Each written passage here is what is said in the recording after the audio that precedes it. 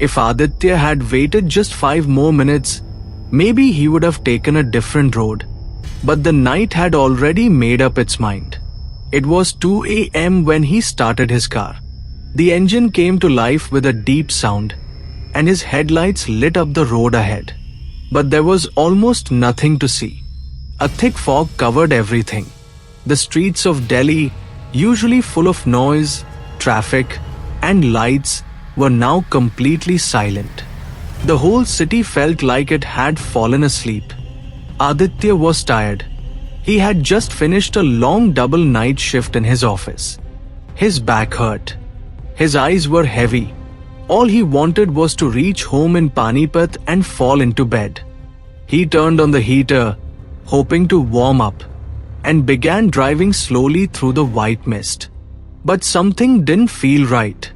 Even inside the car, the air felt strange, like the fog had followed him in. The radio didn't work. Only soft static filled the speakers. He tried switching stations, but nothing came. He gave up and focused on the road. The fog made it hard to see. His headlights showed only a few feet ahead. Everything else was just white and silent.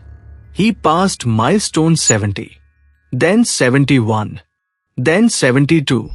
But he felt like the road was longer than usual, as if time itself had slowed down. At Milestone 75, he saw a faint light in the distance. A soft orange glow. He blinked a few times. As he drove closer, he saw it was a small roadside tea stall. One lantern burned beside a boiling kettle. Relieved to see something human, Aditya pulled over. He stepped out. The cold air hit him hard. The fog wrapped around his body like a wet blanket. There was only one person there, an old man, maybe a truck driver, sitting beside the tea cart with a glass in his hand. The man looked up slowly as Aditya came near. The man's eyes were sharp, like they had seen too much. Going toward Panipat, the man asked. "Yes," Aditya said. "Finished my night shift. Just need some tea to stay awake." The man poured him a glass without speaking. The tea was hot and sweet. Aditya took a sip and felt better for a moment. Then the man spoke again.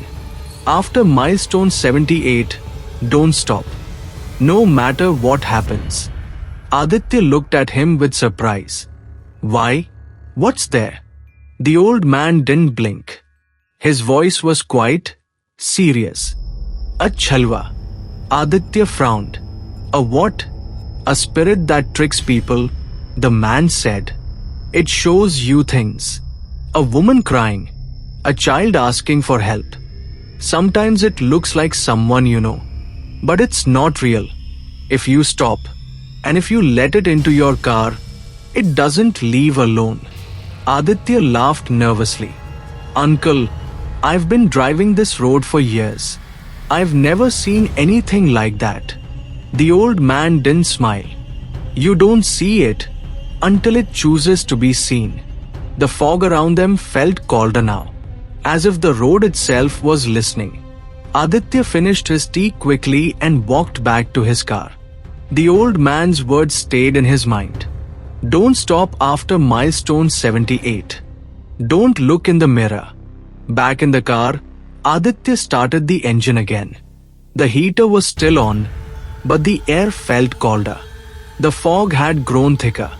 The trees along the road had disappeared into the mist. He passed Milestone 76, then 77. His hands held the steering wheel tighter now. And somewhere ahead, Milestone 78 was waiting. He tried to smile, to shake off the feeling. "It's just a story," he told himself. "An old man trying to scare me." But deep in his chest, something told him this was no joke.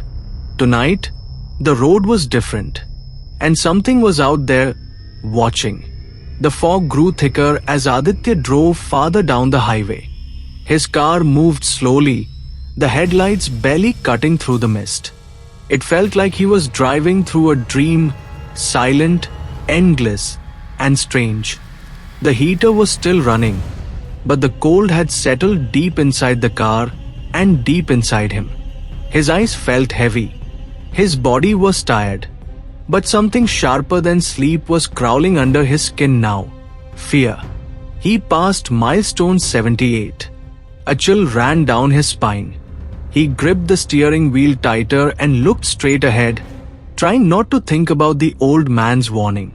Don't stop. Don't let it in. But just a few meters ahead, someone was standing on the side of the road. At first, he thought it was a tree, a shadow, maybe just his imagination. But as his car moved closer, the shape became clearer. It was a woman. She stood in the fog with her head down, arms folded, hair wet and hanging over her face. She wore a red sari that looked soaked in water. Her bare feet touched the cold road. She wasn't moving. Aditya slowed down. The car almost stopped on its own. He rolled down his window halfway and leaned out. "Madam, are you okay?" he called softly. She didn't speak. She didn't lift her head. But she nodded slowly, just once, and walked toward the back seat of his car. He hesitated. Something inside him whispered, "Don't unlock the door." But he did it anyway.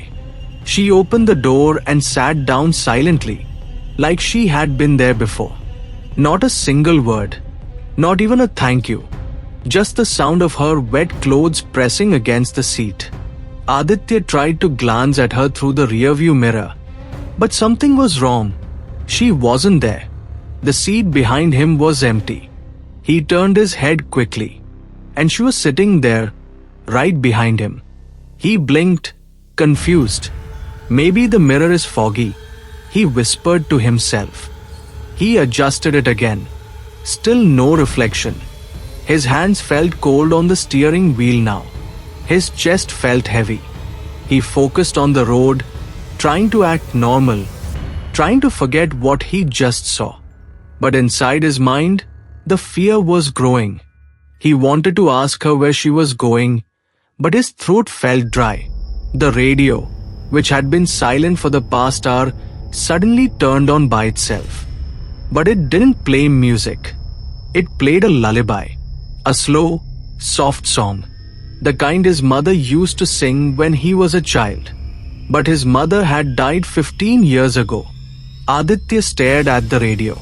He reached forward and turned it off. The music kept playing. He pulled the key from the ignition. The car was still moving.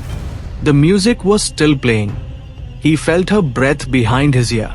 Cold, wet, too close. Then, finally, she spoke. Her voice was soft, but not human. It echoed like wind inside a cave. "You should have listened to the truck driver." Aditya slammed the brakes. The car stopped with a loud screech. He turned around, but the seat behind him was empty again. Water drops still clung to the seat. The car smelled like wet cloth. But she was gone. He got out quickly, heart pounding. The highway was silent. Fog everywhere. No footsteps. No lights. No one. He opened the back door slowly. The seat was soaked. There were muddy footprints on the floor. But no woman. He stepped back and looked at the windows. There, on the inside of the windshield, written by an unseen finger, were 3 words. "You let me in." Aditya felt the blood drain from his face. He ran to the driver's side, jumped in, locked the doors, and started the car again. But this time, it wasn't him who was in control. Aditya sat frozen behind the wheel, his hands shaking, his forehead wet with sweat, even though the cold fog still clung to the windows. He looked again at the windshield. The message was still there, written from the inside. "You let me in." He rubbed it with his sleeve. It didn't fade. It was like the words were part of the glass now. He took a deep breath, tried to calm his mind. "It's just stress," he whispered to himself. "I'm tired. My brain is playing tricks. But even he didn't believe that anymore. Because when he started the car again, he didn't turn the key. The engine started on its own. The headlights turned on by themselves. The heater switched off. The radio came back to life. No music this time, just soft whispers. It was like the car was breathing. He tried to check the rearview mirror. But once again, there was no reflection of the back seat. Just a soft dark shape, like a shadow moving inside the fog. He turned his head quickly. She wasn't there, but the seat behind him was still wet. He looked at the road. The car was rolling forward. He hadn't touched the pedals. He grabbed the steering wheel. It moved on its own. The road ahead curved left. The car turned left. Then it curved right. The wheel turned right. Aditya's breath came faster. He tried to hit the brakes. They didn't work. He wasn't driving anymore. Something else was. His phone buzzed. He looked at the screen. No number. Just one message. You're not alone. His fingers shook. He dropped the phone on the floor and pressed his back deep into the seat. He looked outside. There were no other cars. No homes. No lights. Only trees and fog and that long, never-ending road. He passed another milestone. 78 again. His eyes widened. No, he whispered. I already passed this. He kept driving. 2 minutes later, milestone 78. Again, his hands went cold. He was going in circles. And the road didn't want to let him go. The fog was thicker now. It pressed against the windshield like a blanket. He checked the mirror again. Still no woman. But this time, he saw something else. Her eyes. Two glowing eyes behind him. Just for a second, he spun around. Nothing there. But the air smelled different now. Old. Damp. Like an empty room after heavy rain. The radio whispered again. This time, in his own voice. Repeating the same words again and again. You let me in. You let me in. You let me in. Aditya covered his ears, shouting, Stop. The voice didn't stop. It got louder. He slammed the radio off. The sound kept going. He opened the window, trying to breathe. But the fog came inside like smoke. And then, a hand touched his shoulder. Ice cold. Soft. Wet. He turned around in terror. She was there. Sitting calmly. Smiling. Her red sari still dripping. Her skin now pale. Almost grey. And her lips whispered one word. Home. Aditya stared at her. She sat in the back seat, quiet and calm, as if she belonged there. Her red sari was still wet. Water dripped onto the seat below her. Her long hair stuck to her pale face. She smiled slowly, but there was nothing kind in that smile.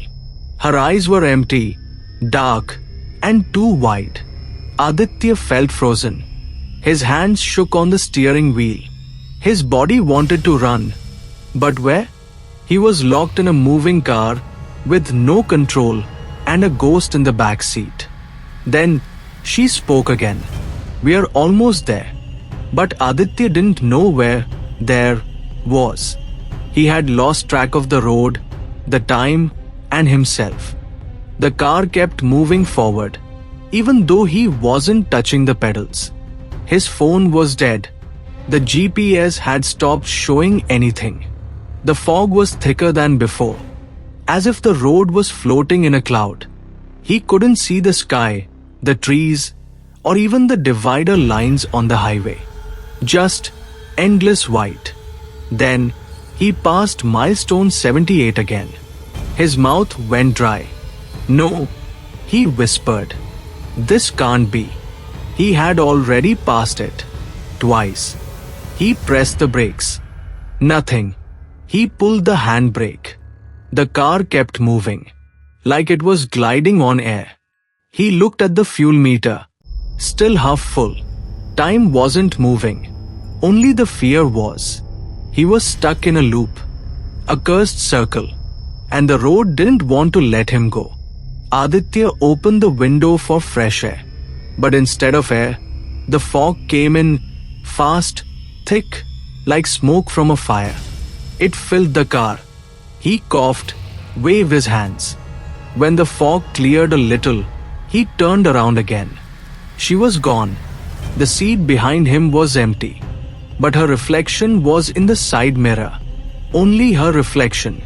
Not the seat, not the car. Just her face, smiling. Aditya screamed and hit the brakes again. The car suddenly stopped. Everything went quiet. No fog, no sound. Just a strange silence that didn't feel natural. He stepped out of the car, looked around, and that's when he realized the highway was gone. There was no road, no lights, no city, just a small empty ground. And in front of him, a wooden house. Old, broken windows, black door, a single chair outside with a red cloth hanging from it. Aditya didn't remember turning off the highway. He didn't even remember this part of town existing. He looked at his car. It was gone. He was standing alone on an empty patch of land. His legs moved on their own. He walked toward the house. The door creaked open slowly, as if it was waiting for him. Inside, the house was cold and dark. There was no furniture, only shadows. But on the wall, he saw photos. Old, dusty black and white photos. In each one, he was standing next to her. Different clothes, different years, but always the same woman. The same smile. Aditya stepped back. No, I've never seen her before. I don't know her. Then he heard her voice again, echoing in the house. You've always known me. Suddenly, every door in the house slammed shut. And behind him, he heard footsteps. Wet, slow, getting closer. Aditya turned slowly. The wooden floor creaked under his shoes. The room behind him was dark, but the sound of wet footsteps was clear, slow, heavy, coming closer and closer. He couldn't see her, but he knew it was her. The woman in the red sari. The spirit he had let in. She didn't need to speak anymore. Her presence was loud enough. He tried to run, but the door in front of him slammed shut with a loud bang. He grabbed the handle. It didn't move. The house wasn't letting him out. He realized then, this was never about the road. The road was just the gate. The real trap was this place. The air inside the house became colder. He turned back to the wall of photos. Dozens of them. And now, one more had appeared. A photo of him standing beside her, wearing the same clothes from tonight. She was smiling. He was not. Aditya's knees felt weak. He stepped backward, away from the wall. A whisper rose from the corners of the room. Not a single voice, but many. Men, women, children, crying, begging, screaming. He covered his ears. Then, from the mirror in the hallway, she appeared. No sound, no movement, just a reflection. Aditya looked at her face.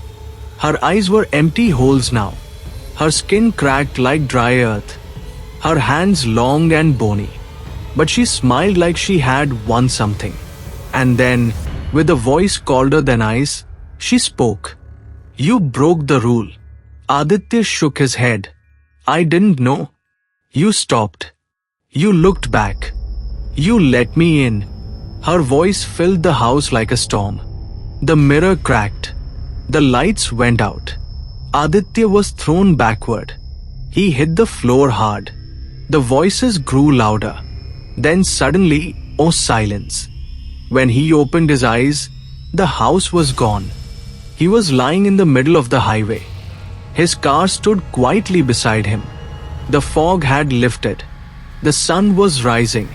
He sat up, heart pounding. Was it a dream? A vision? A trick? He stood up and ran to the car. The windows were clear. The seats were dry. No woman. No red sari. No photos. Just a silence. But as he started the car and looked into the rearview mirror, he saw one thing. A small red bindi, sitting on the seat behind him, right in the middle, as if she had left it behind on purpose. He didn't touch it. He didn't turn around. He just drove. Fast. Eyes forward. Not once did he look in the mirror again. By the time he reached home, it was mid-morning. His mother opened the door, worried. "You look like you've seen a ghost." Aditya didn't say a word. He went to his room, locked the door, and sat on his bed, staring at the floor. He finally pulled out his phone. It was working again. One new message. No name, just words. "Thank you for the ride." And below that, a photo of him sleeping in his own bed, taken from inside the room, from just a few feet away. Aditya didn't sleep that night. He lay on his bed, staring at the ceiling, his heart still beating fast from everything that had happened. Every sound in the room, every creak, every gust of wind made him sit up and look around. But the house was quiet. Too quiet. He checked the doors. Locked. He checked under the bed. Nothing. But still, something didn't feel right. Because deep inside, he knew he wasn't alone anymore. The next morning, he tried to act normal. He got dressed, had breakfast, and told his mother he was going out for a walk. She watched him carefully, like she could see something had changed in him. But she didn't ask any questions. Outside, the sky was clear. No fog. No strange shadows. It felt like the nightmare was over. But it wasn't. Because the moment he opened his car door, he saw it again.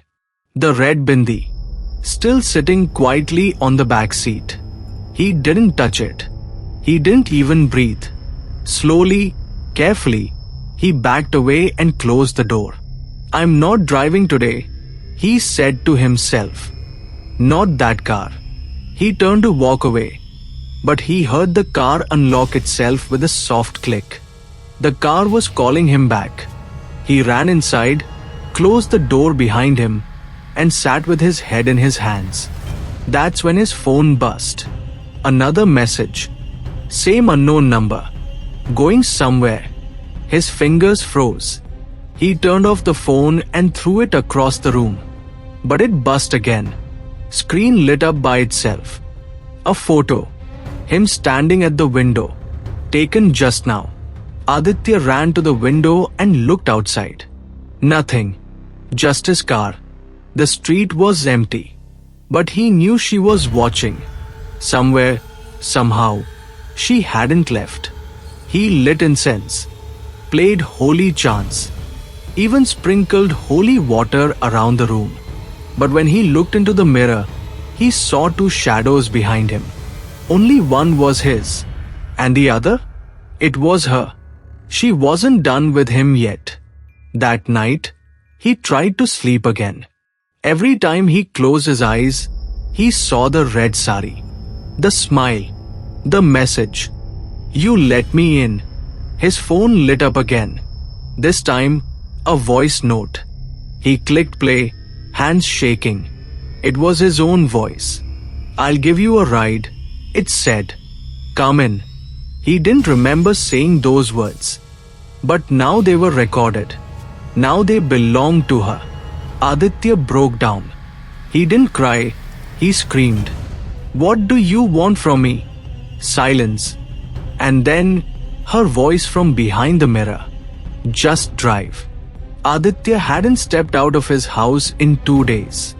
He had closed every window, covered every mirror, turned off his phone, unplugged the TV. But it didn't help. The silence in the house felt heavier with every hour.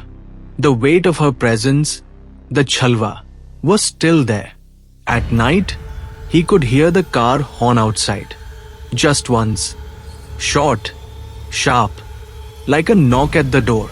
He didn't go near the window. He didn't need to. He knew what it was. She wasn't asking anymore. She was waiting. On the third night, something changed. Aditya dreamed he was driving again, but not on the Delhi highway. This time, the road was made of shadows. The sky above was blood red. The fog wasn't around him. It was inside him. And sitting next to him in the passenger seat, she was there. Not angry, not smiling, just silent. He asked her, "Where are we going?" She said only one word, "Back." He woke up drenched in sweat. The clock read 3:33 a.m. His heart pounded as he walked to the front door and opened it. The fog had returned. The car stood across the street. Headlights on, engine running, driver's door open, like it had been waiting all this time. And maybe now, he was ready to end it. Aditya didn't bring his phone. He didn't tell anyone. He got in, closed the door. The car moved the moment he touched the wheel. He didn't know where it was going. He didn't ask. The city disappeared behind him. Trees on both sides began to fade into the mist.